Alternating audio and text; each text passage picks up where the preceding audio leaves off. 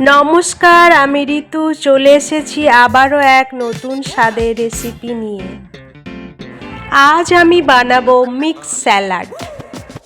আজ আমি স্যালাডটা রেখেছি সম্পূর্ণ নিরামিষ, তাই আমি এখানে কোনো রকম পেঁয়াজ আদা রসুন ব্যবহার করব না। আজকের স্যালাডে আমি রেখেছি বিট, গাজর ও শসা, টমেটো।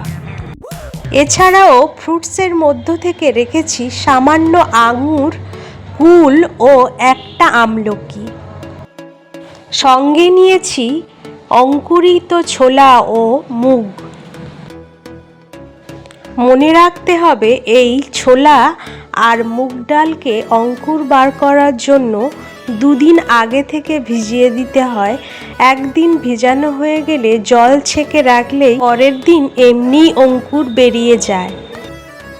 সব উপকরণ একসঙ্গে মিশিয়ে উপর থেকে একটু সামান্য লবণ ছড়িয়ে দিলেই মিক্স স্যালাড রেডি। এবার আসি এই স্যালাডের উপকারিতায়। এই স্যালাড প্রতিনিয়ত খেলে আমাদের ত্বকের উজ্জ্বলতা বাড়ে ও শরীরের বিভিন্ন রকমের টক্সিন দূর হয়।